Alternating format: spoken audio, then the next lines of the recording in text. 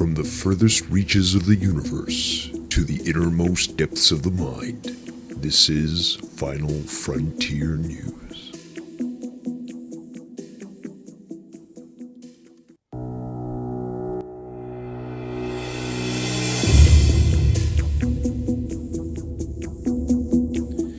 All right, what's up, everybody? You guys have waited a little bit here. It's Final Frontier News. I would say the relaunch, the pilot episode relaunch.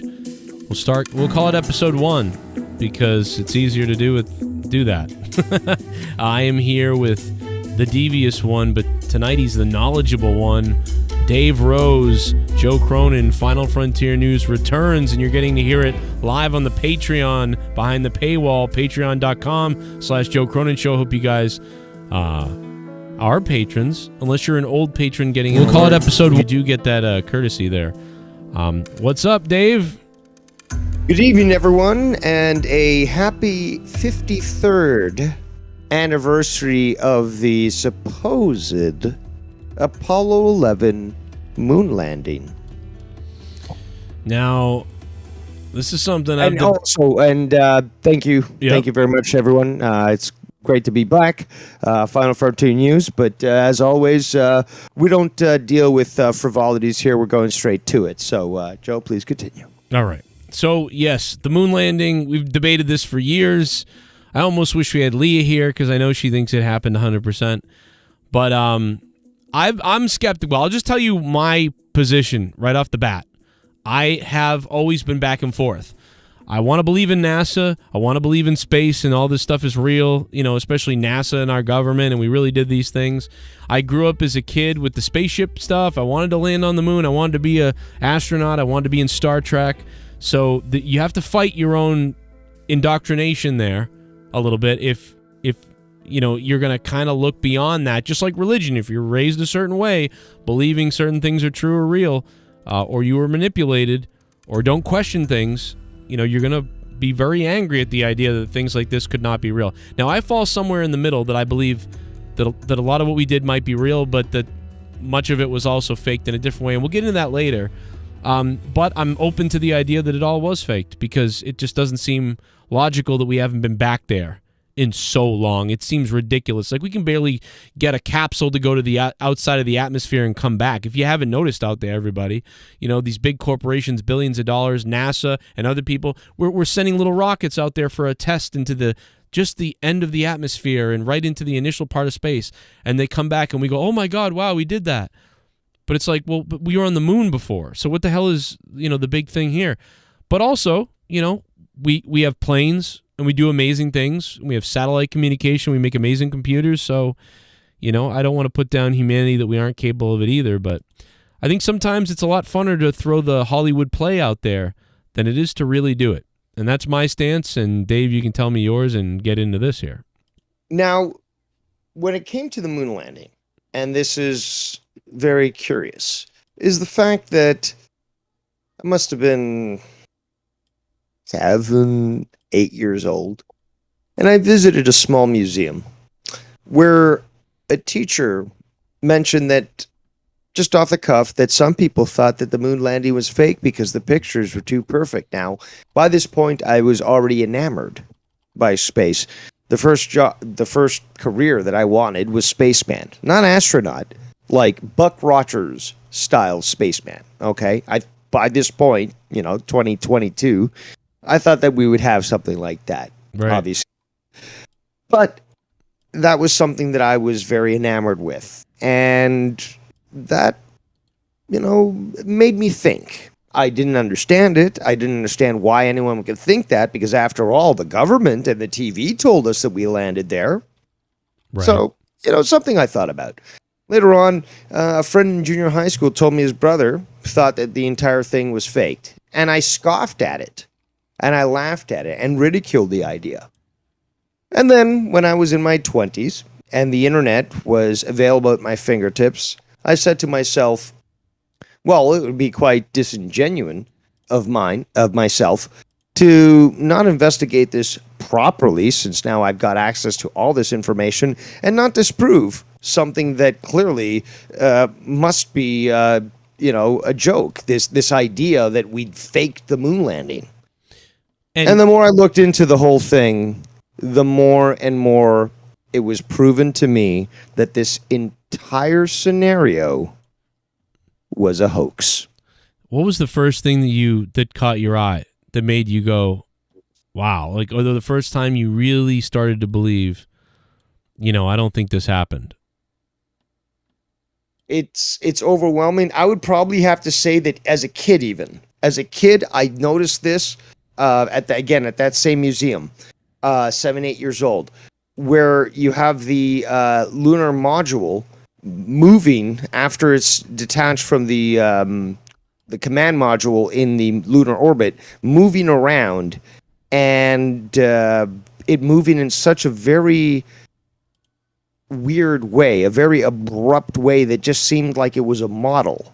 Right. And that was something that stuck with me. But later on, it just became, because, I studied photography, I studied graphic design and forgery and other good skills.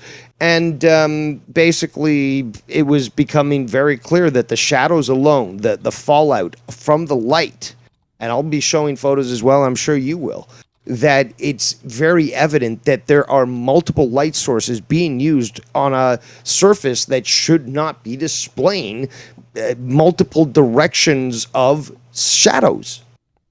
And that's just one. And then when you understand the simplicity of science when it comes to radiation, understanding what kind of materials were used in this lander as well as the command module, you understand that they could not have gone through the Van Allen radiation belts, and if they could have without dying, by the time they got to the lunar surface, they would have been so irradiated that they would have just been fried to a crisp.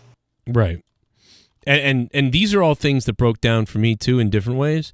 But one of the first things, and this kind of doesn't relate to the moon, but I'll tell you, one of the things that first caught my eye about what stuff could be faked or things like that, it actually doesn't have to do with the moon landing, and it doesn't have to do with our previous discussions on this from back in 2013, 14, and 15 or so, whenever it was that me and you and others first started discussing this. One thing that caught my eye that made me think about it was there was two things. Number one, the images that we still see to this day. NASA will release an image, and so won't science and space Twitter handles who are affiliated with NASA, including NASA itself. They will release an image and say a new image of, say, Saturn, an image of Saturn, blah, blah, blah.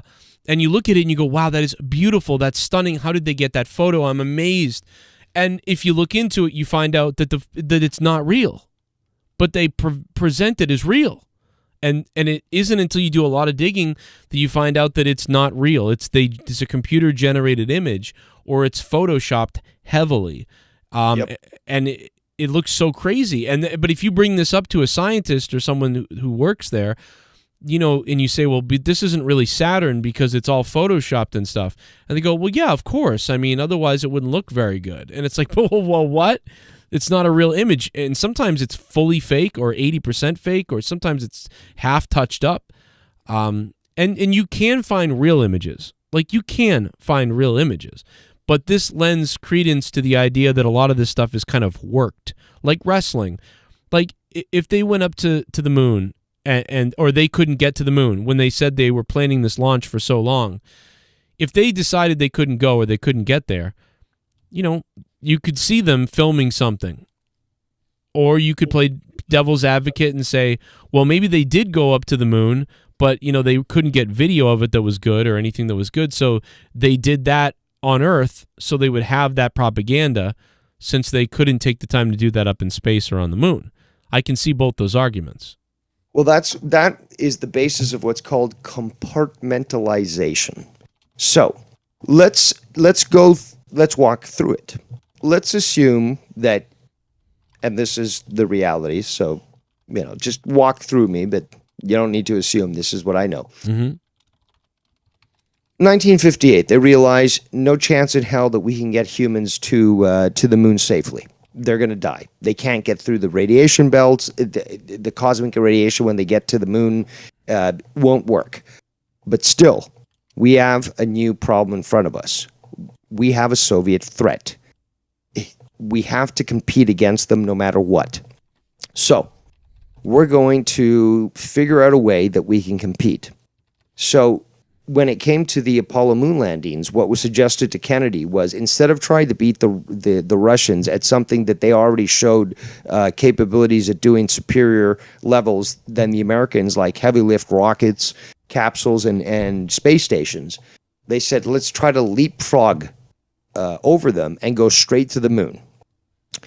So by doing this, they essentially set up not an arms race, but a space race.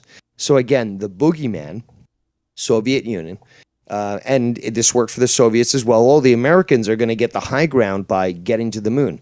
So this created the opportunity for them to both manufacture and create a military-industrial complex that was going to benefit from creating a race to the moon. And we still see it today. I mean, but it makes sense, that competition. You know, I mean, these are the same people, right, around this time this wasn't much after they tried to get Kennedy to, like, attack Cuba, right, or attack Florida or whatever it was.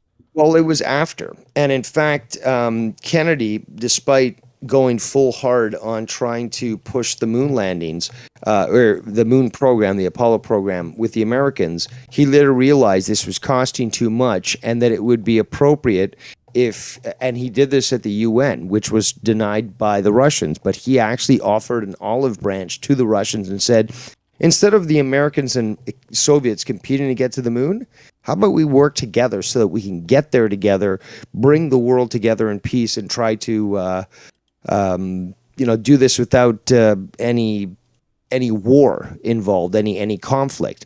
And probably about 4 months later, he was assassinated. Right. Classic. I mean, that's what I loved about Kennedy. Like, I really do. Like, he is one of my. I mean, I don't know, man. You know, I was always fairly left-leaning. He's what you should strive for instead of these fence-sitting liberal, leftists. He is an appropriate classical liberal. He is the one that actually had, liberal views in mind, but also wasn't stupid. Well, also the party's changed so much. I mean, even the right-wing people now have changed so much that some of them, it's a different party, and he would be considered right nowadays. But yes, he would. So, and that's what's funny. And, even by Republicans. Yeah, and that's the one thing, you could probably sit down and get an agreement about that. Like, you could sit down, and I'm not going to get away from the moon stuff, but real quickly, it's, you could sit down with a lot of people nowadays, and, you could bring up Reagan to both sides, and the left still probably won't like Reagan. But you could bring up JFK to both sides. And typically, most liberals will say JFK was great, and so won't Republicans, though. And that's what's funny, is they will acknowledge that being great then, but not now.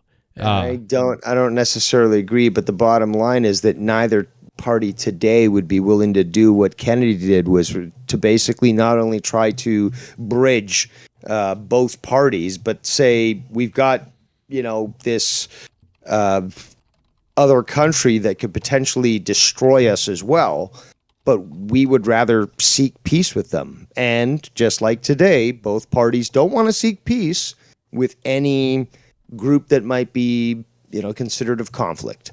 So, again, very similar. Again, both parties working against the president to seek peace.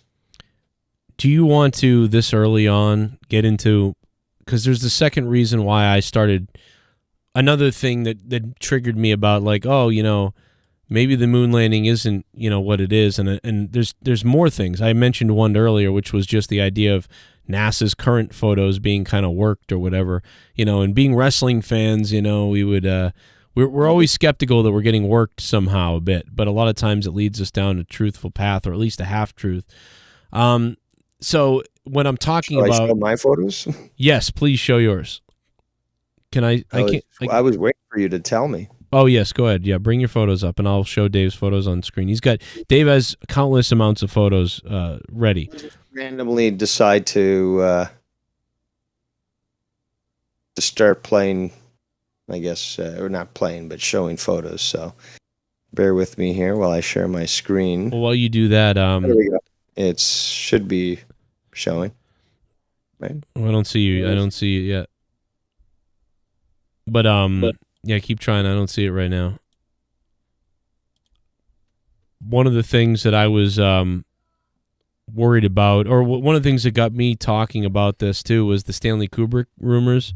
Big Stanley Kubrick fan, and everybody knows maybe about the Shining, especially. I think was the movie where he bizarrely kept bringing up the moon landing, which we know the government asked him to film something for them in regards to the moon landing, but I don't think we 100% know exactly what that was. Why is this not showing it?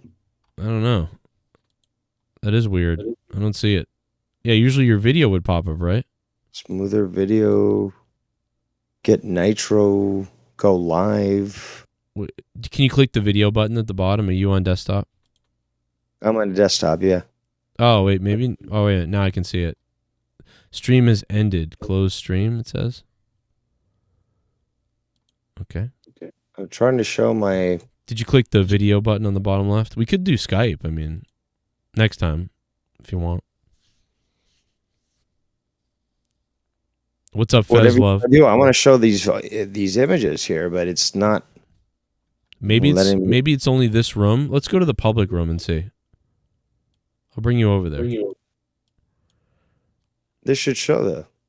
Yeah, but... Oh, there you go. I think... Yes, now it's working. So it was the room. That room must have permissions on it or something. Okay. There we go. Now you're good. So you're seeing an astronaut, right? Yep. Okay. So with this image here, you have an astronaut that basically has his visor that's been raised up. Okay. Now, the light that's currently being shone on him, you can see this is coming. I don't know if you see my mouse. Yeah, see your mouse. Yeah. It's coming down this way. You can see the shadow from here. It would be extremely bright, and he would have to keep this closed. This is already indicative that this is not on the surface of the moon. Also, the size of the Earth here, certainly not on the surface of the moon. This thing, okay, remember, the moon is 1/6 the size of the Earth. So this thing should literally fill up this area of the sky. Right. Okay, and we're going to see that continuously with some of these photos that we're going to show. Let's continue. That's the latest toy that I'm offering now at my shop online, Moon Landing Place. We're not going to see someone's home or something, are we, next? Not on this folder. Okay, good. Okay, so here's the supposed photo of Buzz Aldrin. Now, of Neil Armstrong. Now, Neil Armstrong only appeared in only a few photos, and some of them were just a reflection. Uh-huh. By the way, this flag is fake, and you'll see other examples of this where it just flipped over the other way, and it's just been copied. Also, this is evidence that it's actually been exposed to the weather. This site probably is Cinder Lake. I'm going to be showing pictures of that later. There was an outdoor site that was literally recreated perfectly, utilizing explosives in Arizona, in a desert, to recreate the surface of the moon. Now, you can see, first of all, his head turning that way shouldn't be possible, especially with a suit that is supposed to be pressurized at this manner. So he's twisting his head this way, and he's looking right at the camera. This is put together, okay? And you can see that the light here on this visor is going to be very different from other visors that you're going to see. Okay. Let's continue here. Also, the spacesuit. These things are supposed to, well, if you're on the moon, you're going to be experiencing a lot of X-rays, cosmic rays, solar rays. radiation outbursts. And well, if you can actually put these suits through, an X-ray and machine and see right through them, they're certainly not going to protect the actors, or should I say astronauts, from deadly space radiation. By analyzing photos of the sun, which in this photo, taking a photo of the sun, again, even if you were to take a photo of the sun on Earth with an atmosphere, you're not going to get a display like this. By analyzing it through various graphic measures, you do realize that basically there is a big, large convection style mirror here with lights like a stadium that shine back. And it creates this surface area here, and you've got what's called fallout. Normally, the sun should shine evenly on the entire surface of the moon. Meanwhile, you're going to see some areas that are what are called hot, very bright, and other areas that just get dark into the background. That should not be possible. Like this, for example. Again, these sorts of lights, that's the indication of an actual lens being used. To advance the illumination of this light here. Here are differences in the shadows. You have actually no shadow cast by this flag. Again, this is the flag that I told you about that keeps getting reused. This is, again, by the way, this is what we're looking at right now is Apollo 11 stuff. Okay, but this stuff gets reused in other missions. So no shadow whatsoever for that flag. You're getting different shadows being cast along the ground. And it's certainly extremely evident. Once you start to realize that when you're on the moon with one light source, all shadows should go in one direction. When you start to look at these images, which is what I did when I first doubted, or I should say, when I first started to try to disprove that, the moon landing was a hoax, that I believed it was real, this is where one of these things really popped out. You asked about that earlier, Joe. The shadows. If you understand, and again, you've done video work and so forth. I worked on, classic photography and photographic film. Right. This is something that you notice and realize almost from the get-go. The shadows do not match, and it doesn't make sense. And this is not the first example. Can I play devil's advocate on that one right there? Yeah, keep it right there. So let me play devil's advocate on this one, because now I'm kind of like you. I think there's a lot of weird discrepancies in this that can't be explained. Now, could this be explained that because the shadow is going from left to right, I believe, in this image, right? That means the sun, right, is off to the left somewhere in the west in this image. Is that correct? If we're going to assume that we're looking up north, yes, let's assume it's coming from the west. Let's assume that's north. So there's a shadow, because that's what we are seeing, a gigantic shadow right there, and that is from the lander. That's right. From the lander. Good. No, that's what I wanted to clarify. So it's from the lander.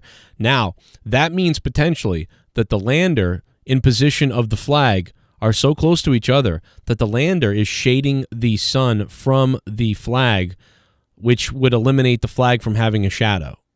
Is that not possible? No, not possible at all. It has to have a distinguished, and we see this in other images where there is a flag and there's a distinguishable shadow cast by that flag, both upon the ground and like by the pole, as well as by the flag further down. So it's this particular image is one of those images where it doesn't match, but there are other images where, yes, you can see that there's a flag planted and the shadow does match. Okay, perfect. That's what I wanted to ask, because people would say that, because they'd say, well, the sun is being blocked by the lander. So although the sun is hitting the lander, creating a shadow, the flag isn't getting a shadow because the lander is blocking out the sun of the flag. It's in the but if it's in the sun, it's okay. How is it? Let me explain. Right. So you have a car, right, and the sun is rising on the opposite side of the car, casting a shadow on the car. That's putting a shadow 15 feet or somewhere over to the right of the car, and you can see the shadow of the car. You yourself then kneel 3 feet in front of the inside of the car on the opposite side of the sun. You will not probably see a shadow of yourself behind you or anywhere because the car is shading you from the sun, disregarding a shadow. In this particular image, do you know what I'm saying? It doesn't make sense in the fact that anything that's within the sun, and you can see the brightness of that flag being in the sun, you're going, and you do see a little bit of shadow on the astronaut side of the pole. Well, does the astronaut, and the astronaut has one too. So the lunar lander should block the astronaut too, but it doesn't because I see a shadow. But if it blocks it, then there's going to be a shadow over all of it. If it blocks it, that means it blocks light.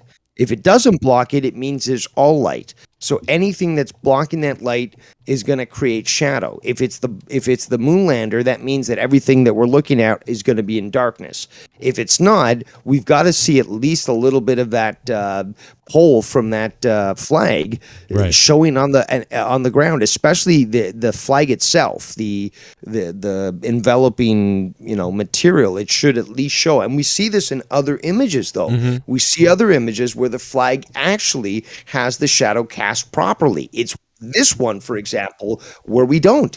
Right.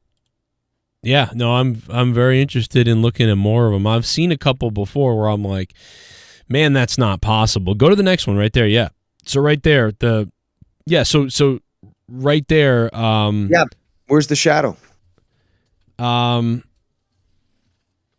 see the astronaut's shadow. Exactly, but where's the flag shadow is the question. Because all the shadow is moving from left to right. Let me pull up. We see that even properly with the moonlander. That moonlander is casting a proper light. Can you see extended long? You see my screen now? Yes. Is this the shadow right here? Is that the shadow? I'm playing devil's advocate here with you. Is that the shadow? And because of the direction, it's creating kind of a left and right. Why would there be a shadow here to the left? Right? What is that? No, but there's no shadow going from the pole towards the right where we should be seeing it. Just like look at the astronaut. Imagine that as the pole. Right. We should see the same thing with the pole. Yeah. A long shadow casted from that pole. You're right. Yeah, with the astronaut, left to right, a shadow. But because the sun is the upper left, so it's shining down on them. So we're not seeing that with the flag. We should see even the material of the flag shining on the ground, and we've seen that on other. So I feel like this part of the flag is right here, and this part of the pole is right here. But I could be wrong. I just drew a dick, by the way. So I'm playing devil's advocate that somebody would argue that's what it is. It's such a thin object. But again, okay, well, you can use that argument, but we'll see other images where we actually see a proper casted shadow from a flag that's been planted, and it'll be totally different from what you are claiming is the casted shadow of this flag. Absolutely, I agree. Again, this should be casted further than the astronaut. Right. No, you're right. I don't think it makes sense either. It looks like a mangled thing. It's almost like an attempted shadow that they tried to attempt. Like, oh, we'll just draw that in there. It just doesn't make sense. It's almost as long on the left as it is on the right, but the pole is much bigger than the wooden stick is much bigger than the flag. So those shadows there should be a discrepancy in the shadows, you would think, but they're almost the same length. The shadow should be longer than the astronaut considering its height. Drew Bar says, good question. What about the old cameras? We're going to get to that. Uh-huh. That's very important. So I'll keep that in mind. Let's move on here. Yes. We have this image here, and we're going to see multiple different images, but this is supposedly Buzz Aldrin coming down from the ladder. Fact is, multiple models were used to do this.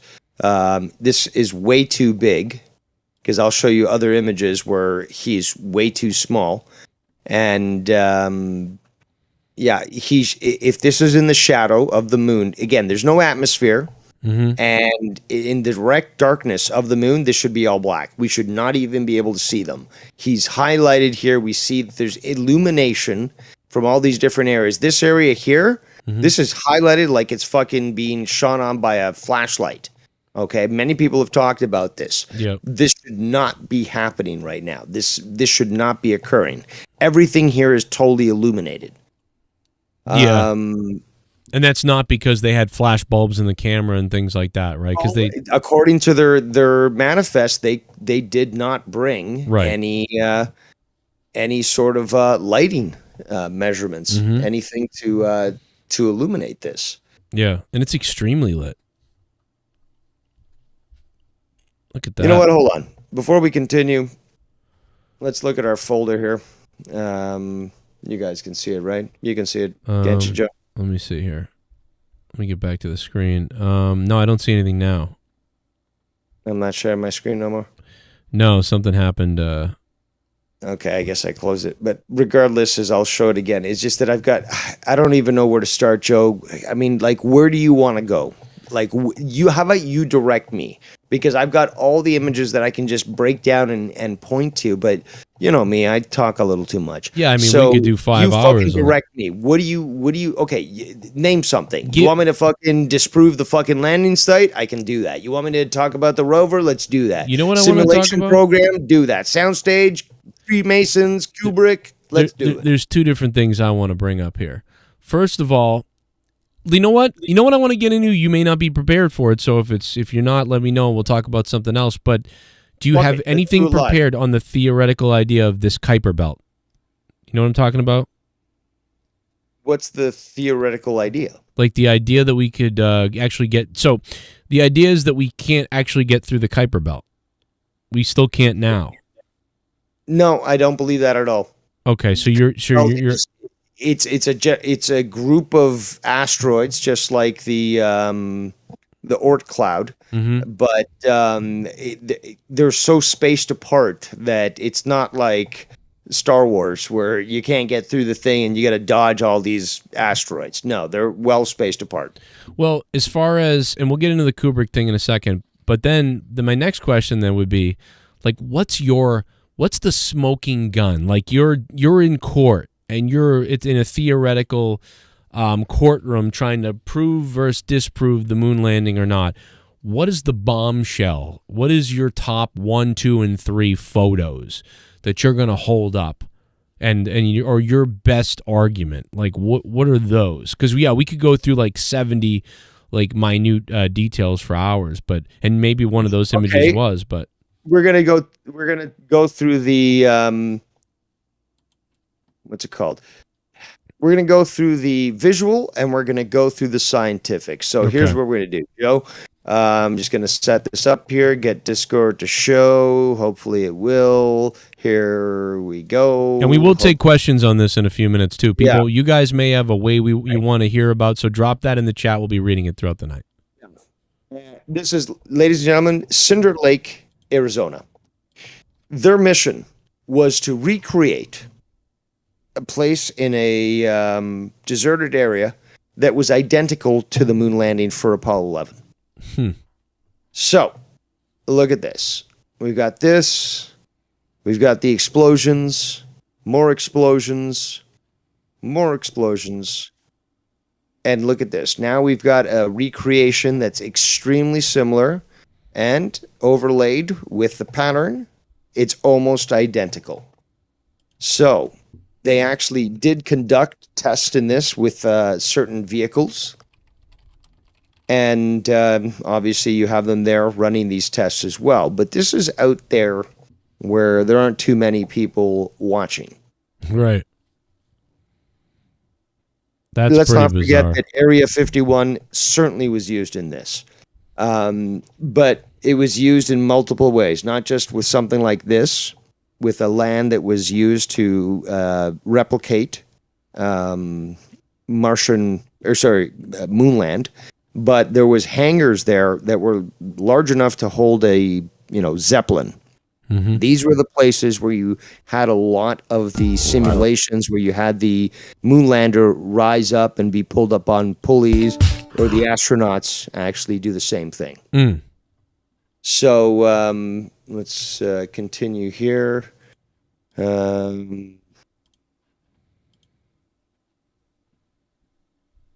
Here's this is at Langley in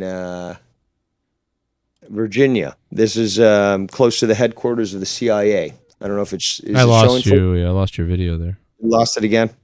Yeah. You son of a bitch. So it seems like every time you upload a new photo now, it does that. But before you were just scrolling. No, it's just I'm going to a new folder and it should just stay there, but whatever.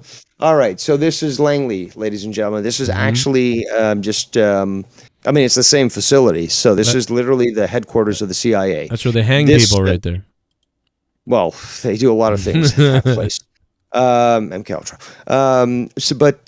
So this crane, which has been used for many different things, including testing the current supposed crafts that are going into space, like the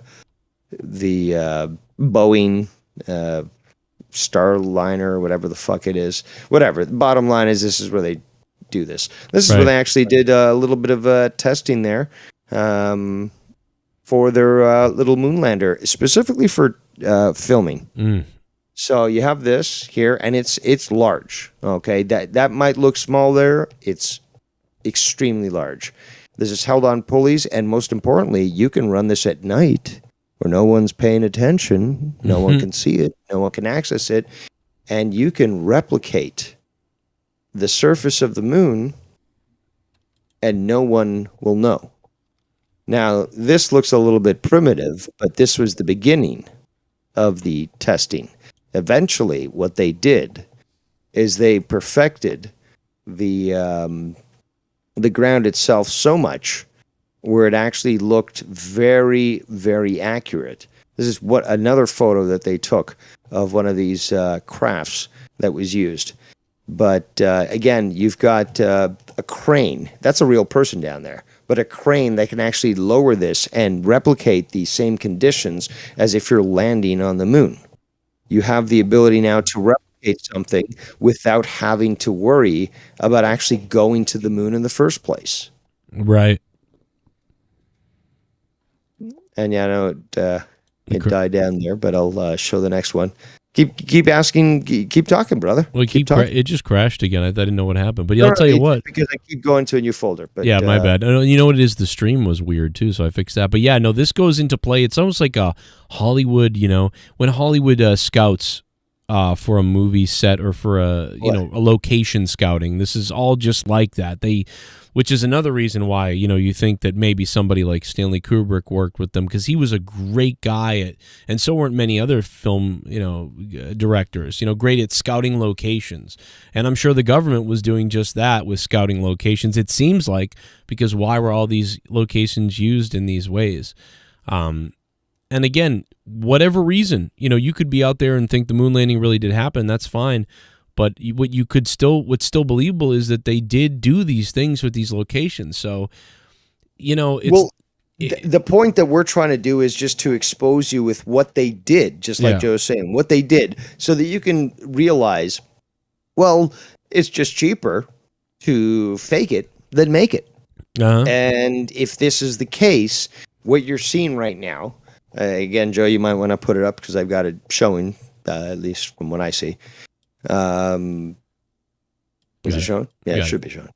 But you have examples here where the effort, again, think about this, people. The effort was made so much to make this so accurate, the simulations so accurate, that it gave you what Joe and I were talking about earlier, which is compartmentalization. So you tell people, okay, we're going to the moon, but we may have to deal with radiation. If the radiation fucks with our photos, this is the biggest event of humankind. We can't just come back without any photos. We got to fake them. Right. But it's because we didn't go there. This is what they're telling the people. It's not because we didn't go there. It's because we fucked up. We couldn't figure out the thing with the pictures and stuff. But we need you guys to make this look good so that we don't lose our funding, so that everyone can fucking, again, cheer against the fact that we won against the Russians. So and again, every Right. level is told something different, but is still promoted and pushed towards the fact that we got to do this because it's in our national security, or it's in it's patriotism, whatever the case may be. It's your So duty to do this. Yeah. exactly. So it doesn't matter what level you're on, even if you're on the level of, okay, we're faking the entire fucking thing, but we're doing this because we need to.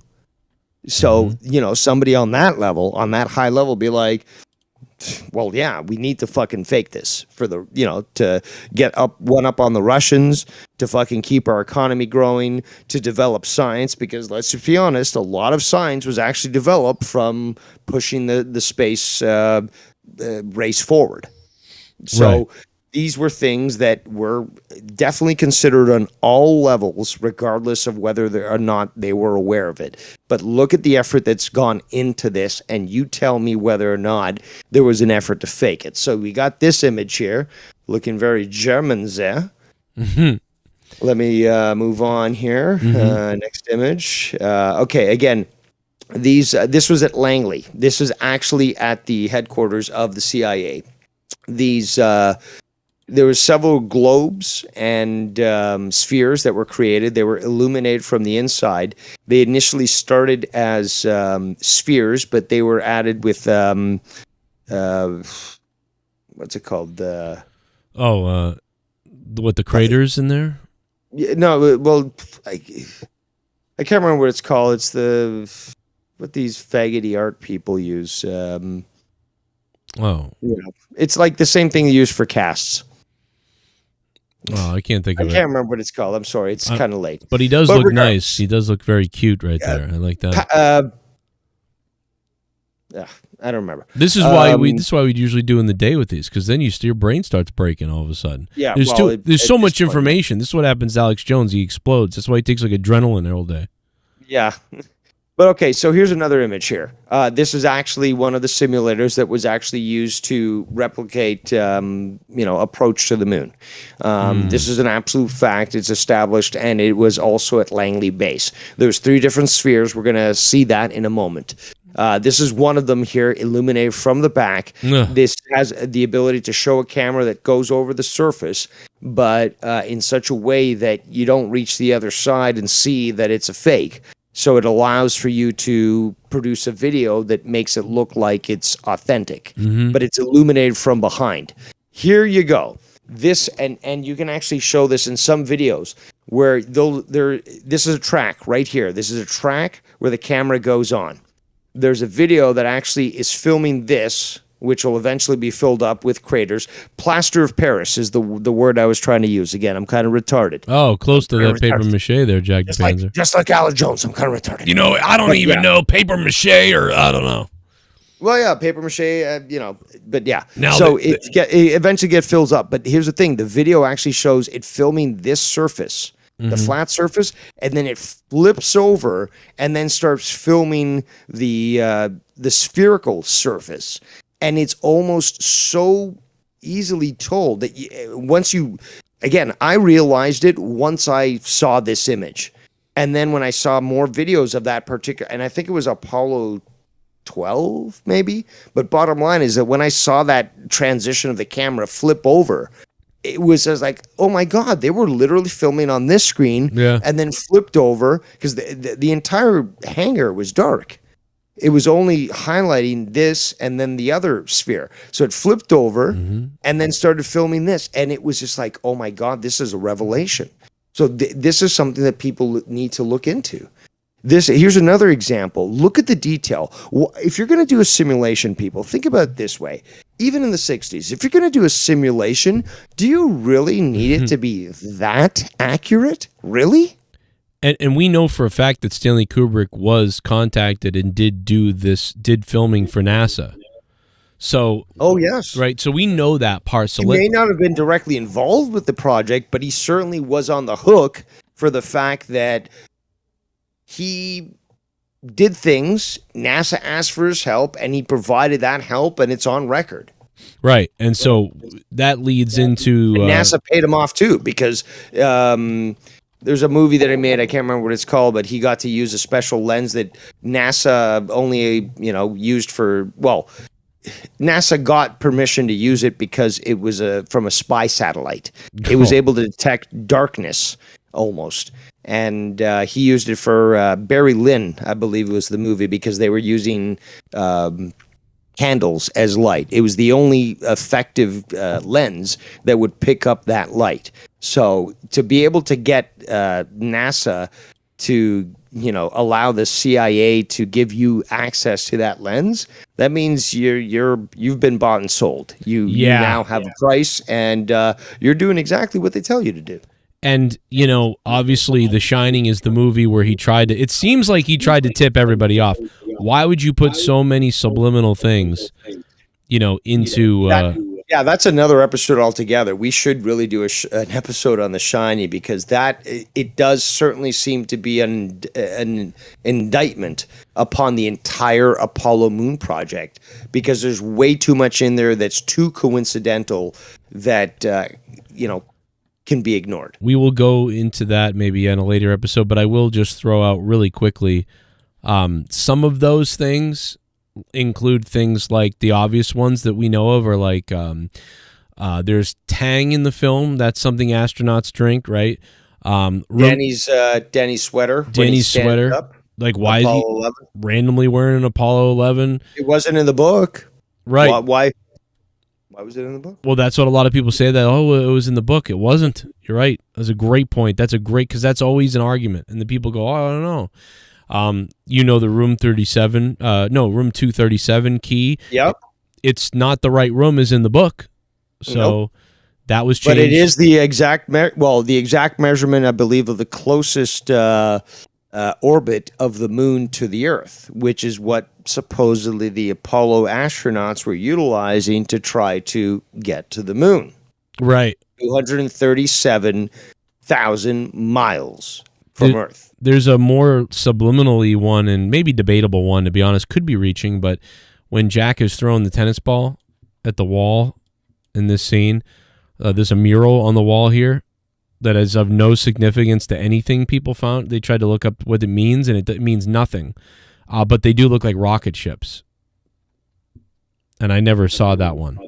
I'm like, yeah, that kind of does look like rocket ships. I don't believe there's any significance in Native American culture for that. So, but maybe it isn't, that is part of the movie, but I don't know. It does kind of look like rocket ships. The all work and no play can be read as A11 for Apollo 11. Then there's a whole bunch of things. So there's more. There's a lot more. We could go into all that stuff. The cars visible in the movie. This is crazy. The cars visible in the movie parking lot during the aerial shot, the famous hotel scene, they're arranged in the groups of 7, 21, 6, and 9, or July 21st, 1969. So a little bizarre. A little more. It's more than, it's obvious. Like, there could have been one or two of these things in the movie and you would have said, wow, what does that mean? If anyone is understanding of Kubrick and his work, they understand that there's never anything by accident. The guy is purposely, and if you see something that's out of place, like in one scene it was one thing and then the next scene it's different, could be a drink, could be a light, could be anything. He means it for a reason. This guy was an absolute fucking film genius, and the way that he constructed his films certainly showed that. He may have been a bit, and I don't know this, but he could be a bit of a narcissist, or he could be a bit of a wanting to take credit. So this also may be him wanting to get some kind of public credit for the fact that I'm really the one that shot all these things, and I'll never be. What do you think that says about the movie Wag the Dog? That's a great point. That is because that's what many people do say, is that the characteristic attitude that what was his name? You mean the like actor, the lead guy, the Robert De Niro, or no, Rain Man. Oh, Dustin Hoffman. Yes, he was.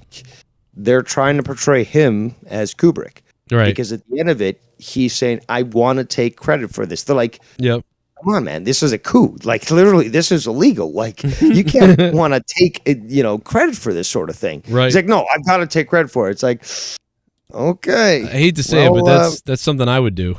You know, if I'm serious. But that seems, again, I think it's a message more so, and I think many people should consider this was message more so to, I don't think Kubrick did this, but I did think that he put too many clues out there where they said, especially with his final movie, Eyes Wide Shut, where there was 40 minutes that was cut out entirely and destroyed. Right. But because it implicated so many people, because that's a fact. It was, I believe, mostly from the orgy scene. It's a bit of a Harvey Weinstein-esque, you know, or not Harvey Weinstein. But we gotta eliminate this.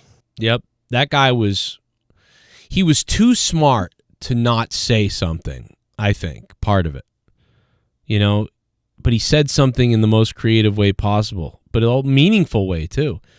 I don't know, man. I love Stanley Kubrick, so you got my vote.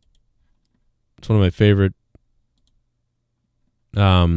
directors, all his movies. I love all of them so much, even like you know, going back to like Lolita. I love that movie. Dr. Strangelove. And you know what was that? Dr. Strangelove. Dr. Strangelove, yep. Absolutely. And I didn't even watch those two movies until later on. You know, I think it was you know what it was, is I'd finally run out of Stanley Kubrick movies to watch, and those are the only two left, and I was like, well, no, Dr. Strangelove I did see earlier on. But you know what I mean? I was like, you know, I haven't really seen those two. And they were wonderful, just as all the other ones are in a different way. But, yeah, this is...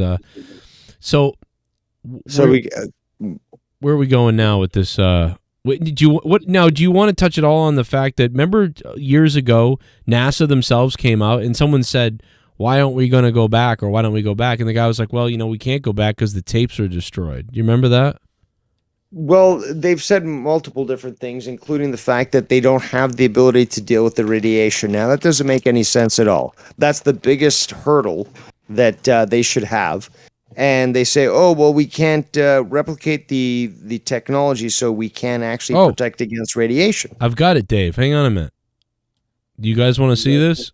I've actually got it. This is the guy. To Mars. Okay, first off, before even showing this video clip with him speaking about, again, this tech. Do that anymore. We used to, but we. This guy worked at NASA. What he says, people need to read between the lines. Take a listen. I'd go to the moon in a nanosecond. The problem is we don't have the technology to do that anymore. We used to, but we destroyed that technology, and it's a painful process to build it back again. But that's going bullshit. To Mars. Like, that guy worked at NASA when he said that. And it's bullshit, because the fact is that, like, for example, the internet's been getting faster every year, has it not? Every technology gets faster.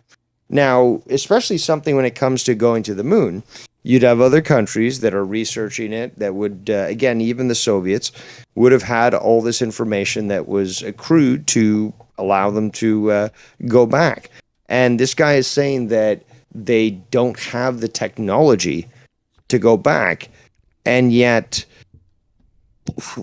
it's just ridiculous. I mean, that is a guy, an astronaut at NASA, saying we can't do it because we burnt, like almost saying that like we knew how to do it, but since we don't have those original logs and numbers and ways of doing it, now we don't know how to do it.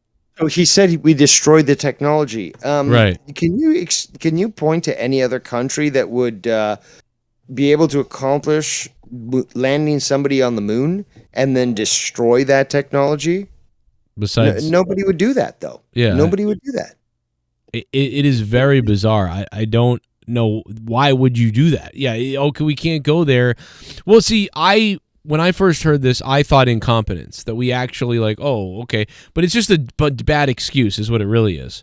So either we never went there and that's now what they say, or he's just making that up as an excuse. Talked about the fact that even the astronauts from Apollo talked about the fact that with the lander, all you had to do is puncture it with a pencil and it would be able to pierce through the entire object. Right. And, well, if you understand how aluminum works when exposed to radiation, if it gets hit by radiation, this stuff basically spreads out throughout the entire cabin and will hit you with ions that are irradiated. So, it doesn't make any sense whatsoever for them to say that. Oh, we don't have the technology when, we had it 60 years ago and we had, people using slide rulers to calculate this stuff. But I'm showing images here of, simulation.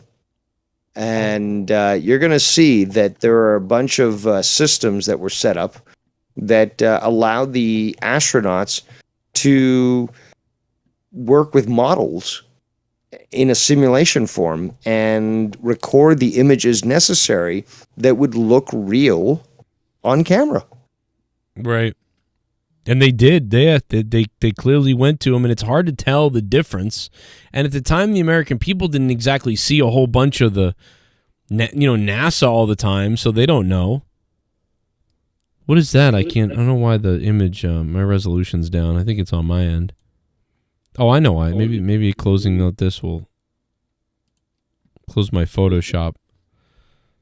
My computer's warring. It's NASA. They're trying to stop us. They'll never win. So look at the size of these individuals. This is an accurate map with the paper mache, plaster of Paris, whatever you want to call it, of the moon's surface. Many a times it was actually affixed to a roof, and we're going to show images of that.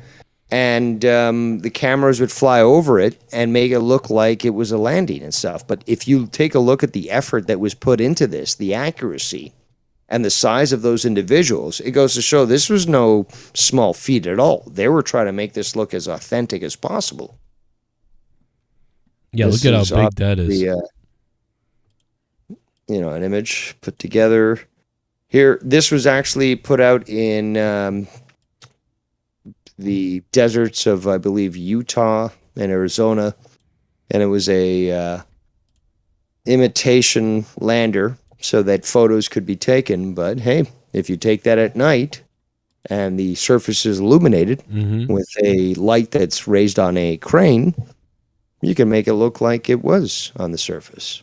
So this is one of the other systems that they use to imitate that they went to the moon. Now look at this guy. That's a big nose, by the way. Oh my God. Yeah, this is one of the models at Langley in Virginia, the CIA main base. This was one of the main massive models that they created. Look at the accuracy that's going into this. Okay, this wasn't just for simulations. This was to try to actually convince people that what they were seeing was real. There's no reason to do this normally unless, and again, think of it this way. This is the 1960s. You got to save money. It looks like he's drawing a sperm. Now, it looks way better now. The image got better finally. Oh my God, it looked like a big blur. So when you were like, look at the detail, we're all looking at like a pixelated, messed up image. But now, yourself, I guess. But I don't know. No, it's my fault. It's got to be on my end. But now it looks beautiful. Look at that guy, and you're right. What a nose that guy has.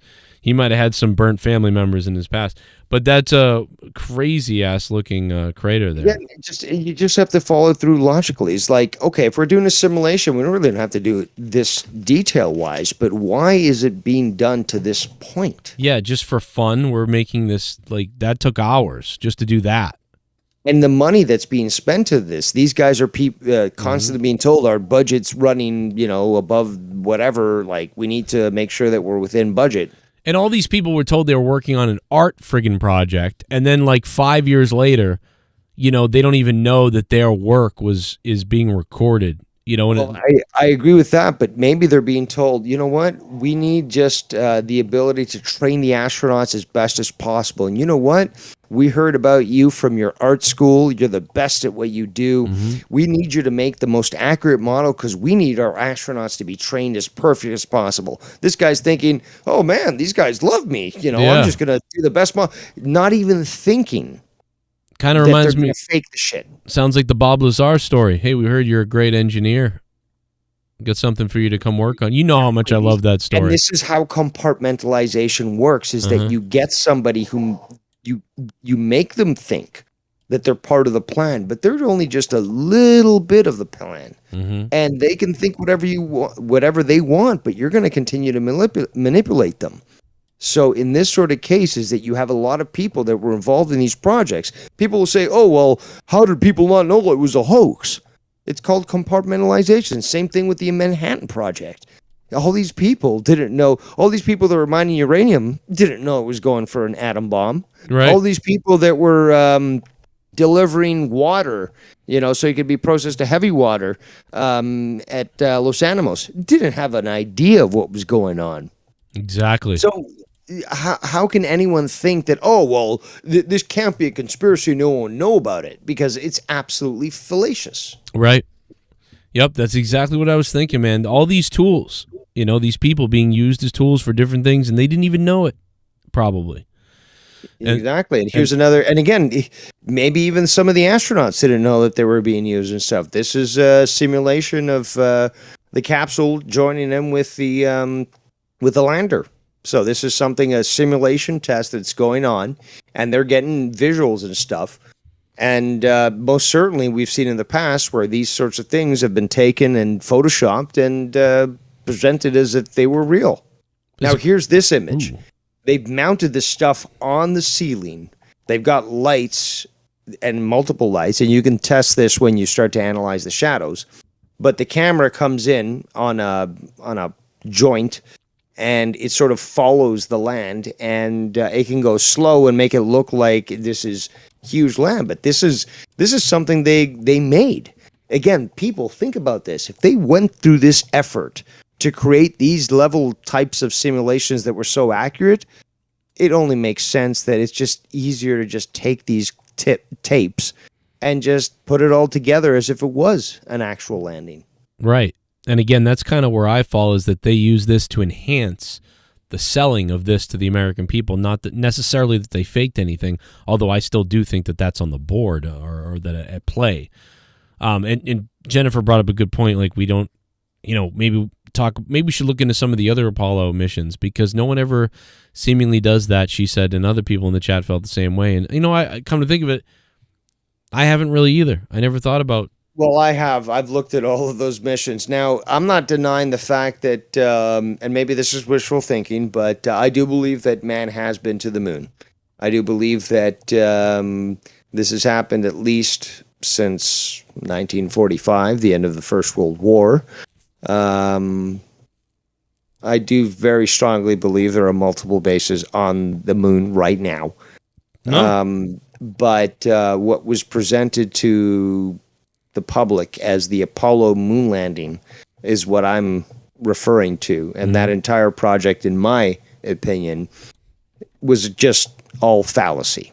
Well, now, because there are some images that are interspersed amongst this that are factual, that are real, where you actually did have unpiloted craft going through the orbit of the moon, taking photos, sending them back to Earth. Those were real. Those were accurate. But supposedly man landing with the Apollo system, absolutely fake. Because if you need to sell it to the American people, this is your sell job to the American people, amazing feat, but then you spend the rest of your time actually studying the moon on your own without having to tell the people about everything you find and what you're really doing. Because what if they find something on the moon that's important or that's the thing, though. Despite the radiation, there are tracks in, and this has been noticed by other orbiters, but there's tracks in the soil that clearly indicate that something is mining. And, well, we know that helium-3 is a big portion there on the moon. And there are images where it looks like there's actual, mining operations going on the moon. And you can't just fake that shit. So I do believe that there's certainly something that is happening on the moon, especially when it comes to mining its resources. It makes sense, too, because that's why we don't want to go back or talk about going back, because, hell, if we start talking about going back or going there now, that might make other countries want to go back and go there more often as well. Although we could be working with them as far as that goes, right? In some kind of deep state background that we don't know about either. I mean, I don't know. We don't know. I mean, it's Well, we're gonna have to discuss that on another episode on breakaway civilizations. But let's continue on with this. The image that people have been looking at right now. This is a very advanced system there at NASA, which is there's two systems there. These are both landers, simulation systems. So all those boxes around this, those are all computer systems and screens and so forth. And these were utilized to, again, get people to go through the simulations. They would record them. And then that was the stuff that was being played during the supposed landings when they supposedly occurred. So again, another photo of this. Again, this operation system was huge. They had two of these landers. They had all the systems there. All these boxes around that include video screens for the pilots, so that what they're looking at, which is actually being relayed by one of those models that's on a ceiling, is showing the live scene. So that's why this place was so fucking heavily built up. Here we have Lovell. I can't remember his name, but Lovell was his last name. Coming down from the ramp here, coming from the simulator. Isn't it Jack or John Lovell or something?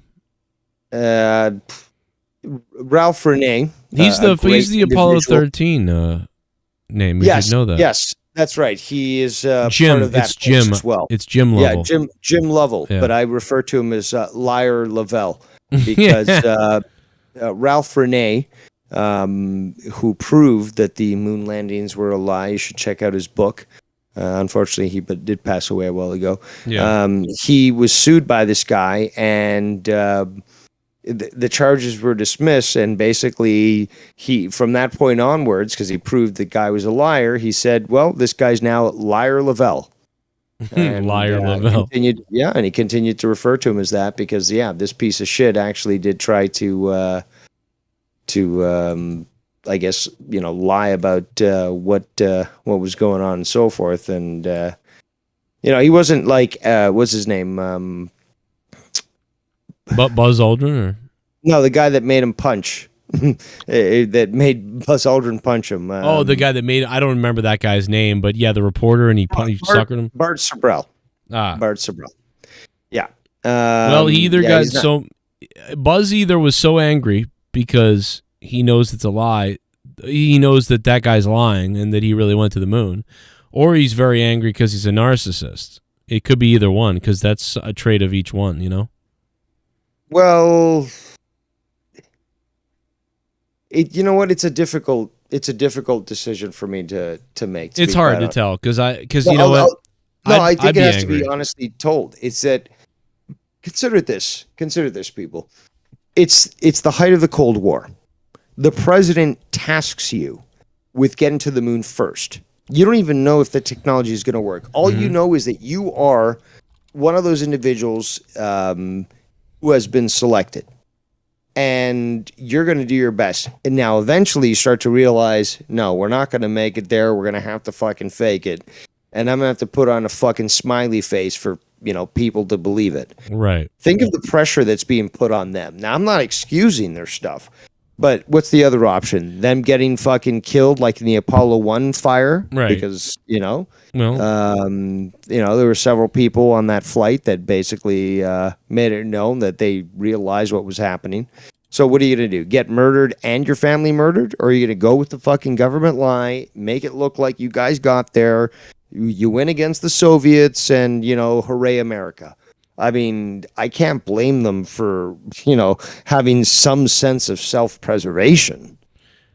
Now, but it's just sad though, because it's all a lie, people. It's all a fucking lie. But didn't Buzz Aldrin also sue his own children? That I'm not aware of.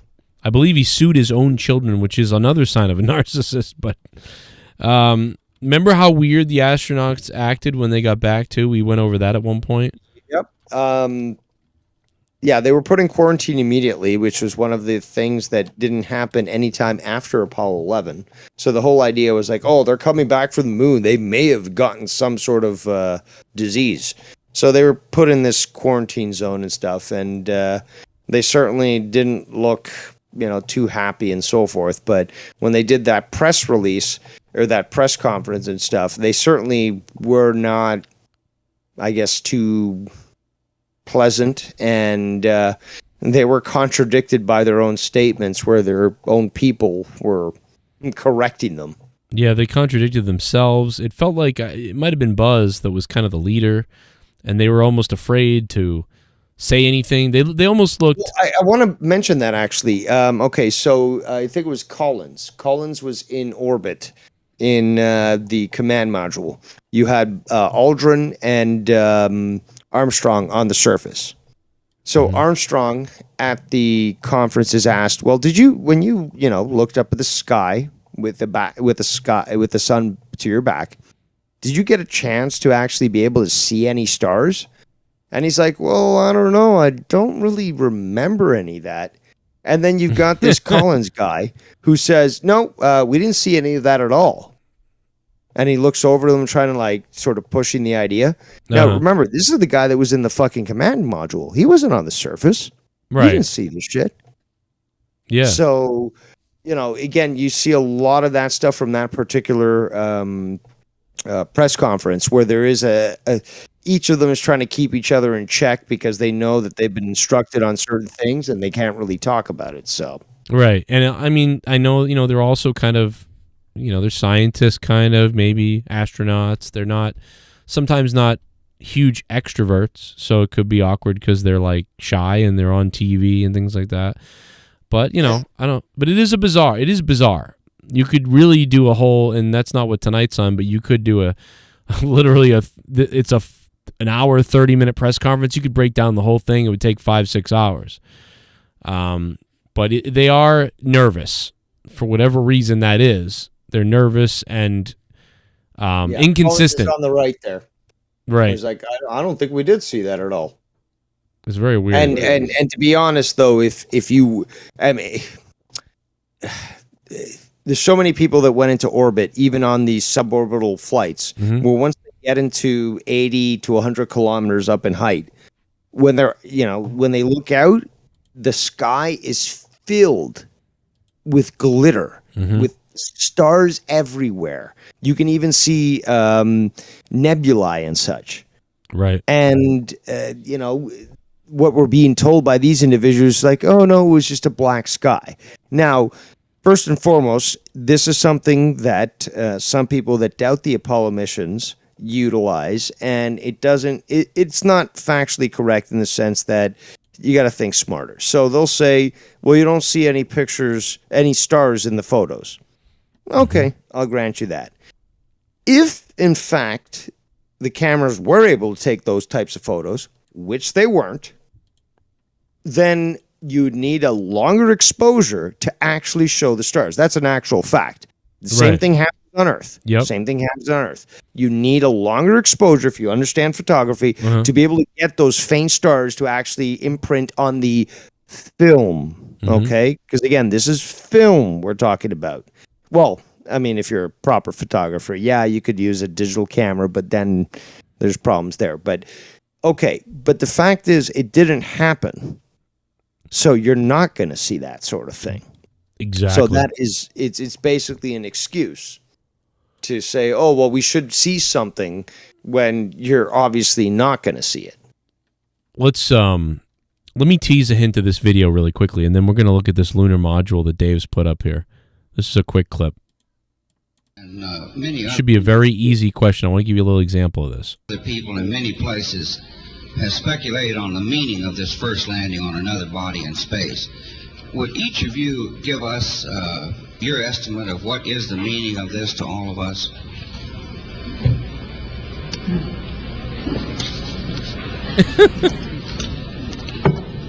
You want to try that? Drag, man. What does it mean now that we've all landed on the moon? And they're like, oh. Wow, man. They don't know. Look at they all look to Buzz, and they're all looking at their papers. That's what the weirdest thing about this is they're staring down at their notes and papers. I believe that what this country set out to do was something that was going to be done sooner or later, whether we set a specific goal or not. I believe that from the early space flights we demonstrated a potential to carry out this type of a mission, and again it was a question of time until this would be accomplished. I think the relative ease with which we were able to carry out our mission, which of course came after a very efficient and a logical sequence of flights, I think that this demonstrated that we were certainly on the right track when we took this commitment to go to the moon. Now, this whole press conference is like this, so we won't watch. Fucking bullshit. Like, yeah, I would be like, I can't hold myself together. I fucking stepped on the fucking moon. I was on the moon, people. I mean, you know, like they're so devoid of excitement or anything. It's so bizarre. It's an hour and 30 minutes of this. It'll put you to sleep. Because they've been threatened. Exactly. They're nervous. They're terrified. Like they're like an actor that was told, like, you can't break this NDA and all these other things, and you got to be careful with how you answer stuff. You know, but that's just a movie. This is the government. You know, it's just very. I mean, they look like. I wore a diaper in my spacesuit and I took a shit on the moon.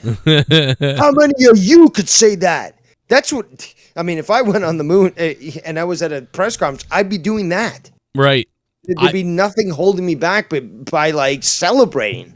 Many people have, you know, walked on hot top for the first time. Many, you know, at some point somebody was one of the first people to ever say, I'm gonna float into the ocean, you know, and discover a new land. Who's the first person that ever stepped on a craft and crossed water to find new land? Who is that person? Because I'm in that category. I'm blown away by this. I've stepped on the moon because of the ingenuity of our country and my fellow astronauts and everybody that came before us, and geniuses and people that worked on this all as a human effort. This is not just a huge feat for America, but the world and all other countries and every mankind itself. You know, you would think you would just be excited in that way, but it's just such a weird press conference. Anyway, you got a nice lunar module here. Yeah, I wanted to show people just to give an idea of all the different aspects to this so that they can understand the size. That's the big importance to this. Let me see. There it is. Oh, yeah. So, okay, so this is the lunar module, the entire thing. Uh-huh. The top stuff is the ascent. Okay, ascent means up. And the bottom part is descent, which means down. So, obviously, the down part, descent, lands. And then the top part, the ascent, ejects from the bottom part and goes back to join the command module. Now, keep that in mind because, first of all, that space is extremely small. This is the rocket bell, as they call it. This thing can't work. It's as simple as that. Really. I mean, the way that it's been designed, it would blow apart at the seams, which you'll see with some of the photos. Here's the bottom half, the lander.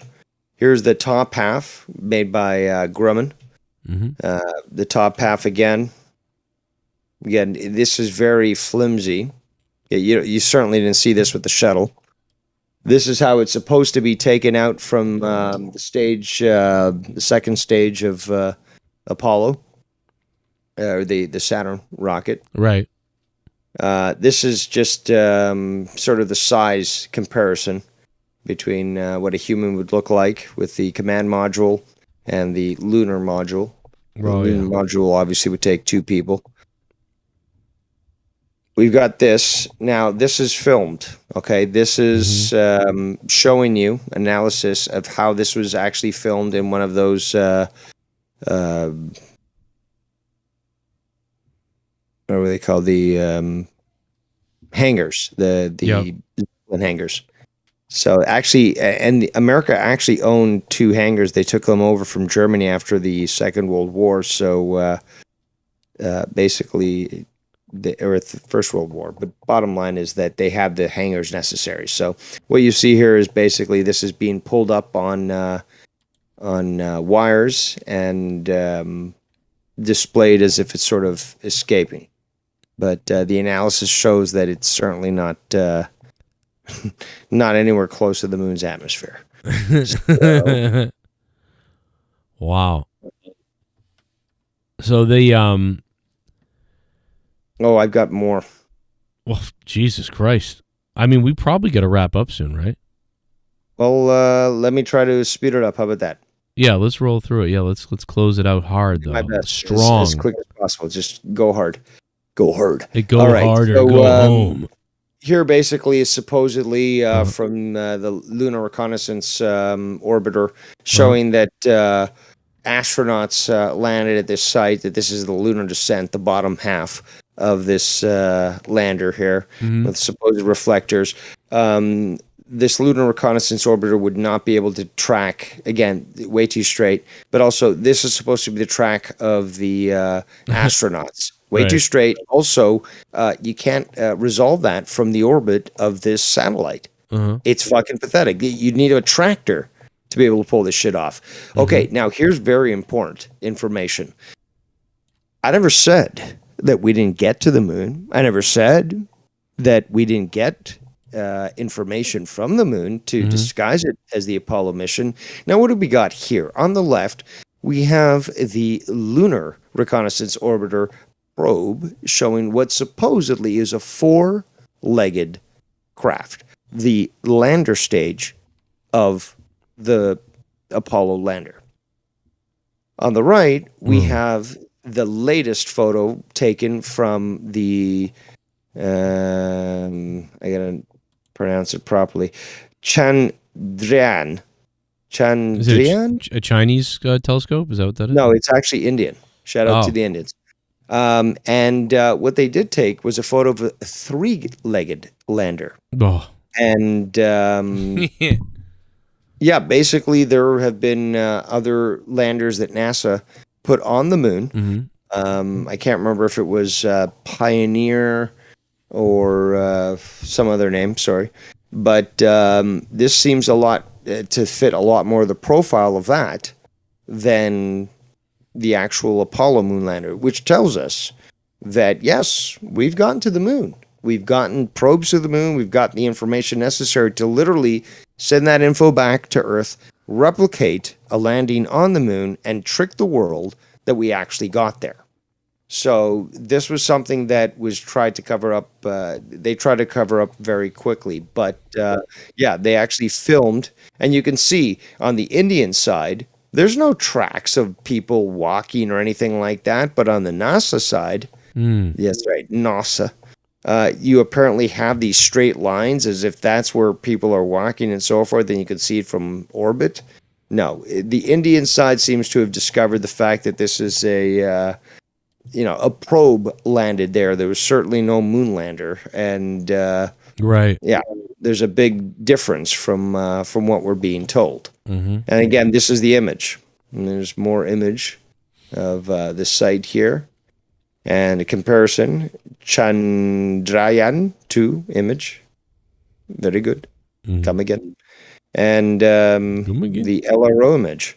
So a huge difference between the two. And this one, obviously, the Indian one's much more accurate because it doesn't have the sensors that we have in North America with NASA. So, and the image is clearer. Our image from back in the day is way clearer, it looks like, than the current image. So why would that be? You would think the image nowadays would be clearer. well, it depends who you're getting it from because the Indian one was quite clear, but the NASA one was very Possibly recreated and photoed in a fucking building. yeah. And then you had things like tracks on the ground that the Indian probe did not pick up. So who's telling the truth here? Yep, that's a huge one right there for me. That's a big time thing. And you see that all the time now when they show current photos, they look a little bit They look okay. They look pretty good. But yet, back in the day, they show these stunning, almost HD-like photos and photography like a movie. And you're like, how did you get these? How did we get these? You can take a Hollywood camera to space. And we didn't have the ability to broadcast that signal back to Earth. That's another thing that, and I mean, I know that you got to get to bed and so forth. I could talk about this for literally hours, but the fact is that it takes about 2 minutes for proper transmission to reach the moon, and then another 2 minutes to get back. Now, there's been talk about, President Nixon called the astronauts. That was a pre-recorded call. Right. People. That was a pre-recorded call. So for people to think that, they were literally talking in real time, that's totally false. And it has to be understood that even when it comes to the videos, which is what you need to be looking at, if you're seeing something that supposedly is the truth, unedited, because you will get videos out there that says unedited, totally true. Okay. Why is Houston responding almost immediately to the astronauts when it should have taken at least 2 minutes for them to have heard the message, responded to it, and another 2 minutes to get back to Houston? And those are little discrepancies that if they obviously know that and they know that that's the case, and they're not necessarily trying to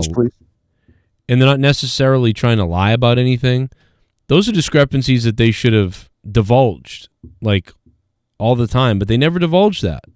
They make it seem like it's really the way it went down.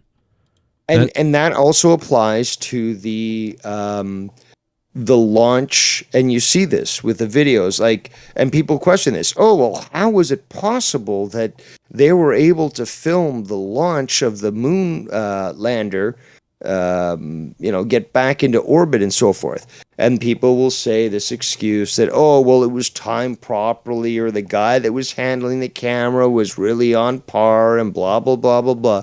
And it's total bullshit. There's no way whatsoever that it could have compensated as it did, as you did see it with the video that I showed, to keep showing that on a 2-minute delay. Can you show the images I'm showing, please? Yes, the Buzz Aldrin, Luther Smith pictures up. Yeah, just the final images that I'm going to show. Because it just goes to show who's got an interest in things. So this apparently, Aldrin with Luther A. Smith, the Sovereign Grand Commander, and the Masonic flag that he, and I put supposedly, took with him to the moon.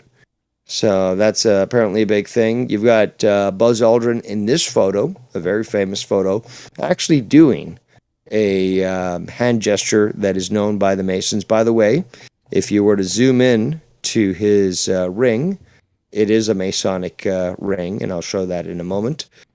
Oh, look at that. Yeah. Look at that, showing again. And by the way, if you look into this, I've got to zoom in, but I got another article that shows this, but one of these bracelets has some crazy shit on there. He also sued his kids. I had no idea, but then again, I heard he was a big drunk. Here's a postcard. Again, Buzz Aldrin, Masons. More masonry here. Not a big deal. There's his ring again. More masonry. Just ignore it. It's not like anything's happened. There's the ring that he was wearing. Oh, when he punched that guy, probably put it in his head. Yeah, possibly. But yeah, so that's I guess that's the amount of images we're going to show tonight. I know it was a lot. I got more, but I think you probably need to get to bed. But I think that if people have follow-ups to this and they want, just let us know, and I'm sure that later on, maybe potentially Dave will also think of some things that we should have gone over with it. So we will have a follow-up to this.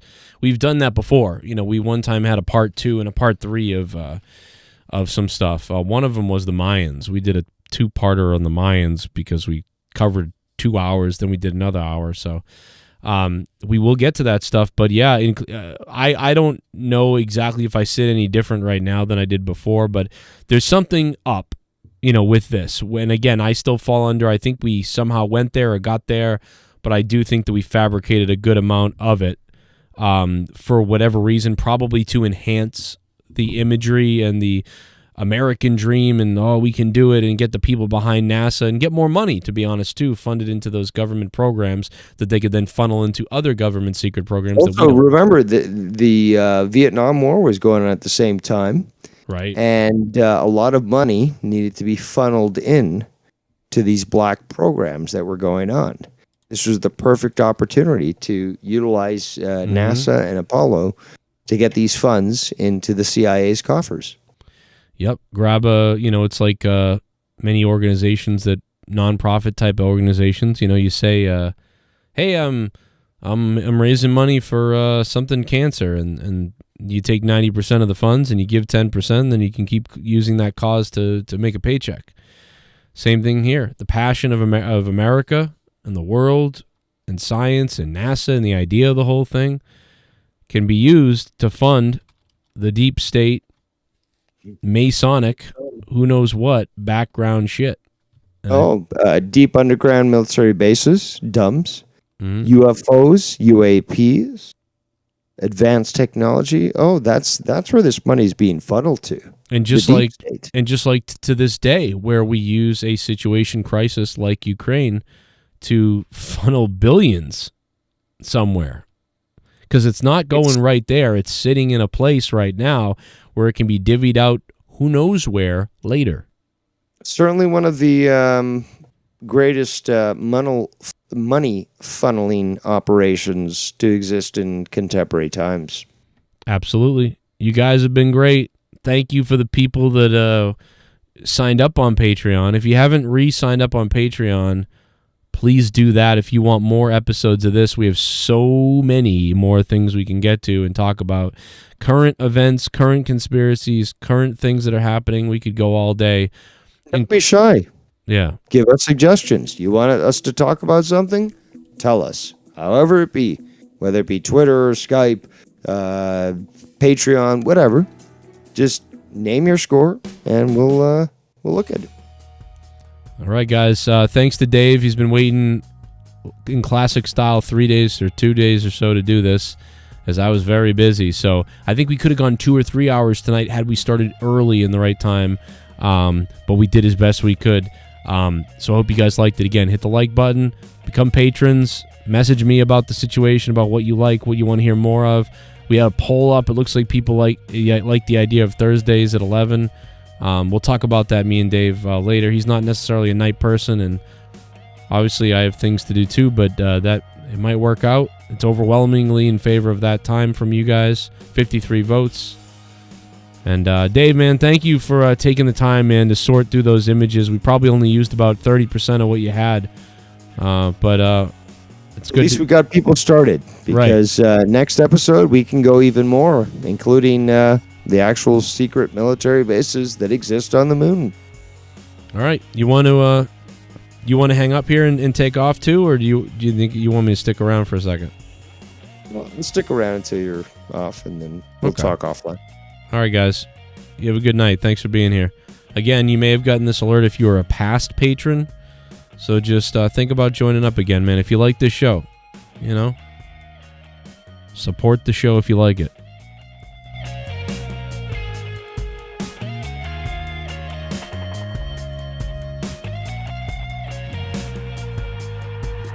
Keep your eyes to the sky.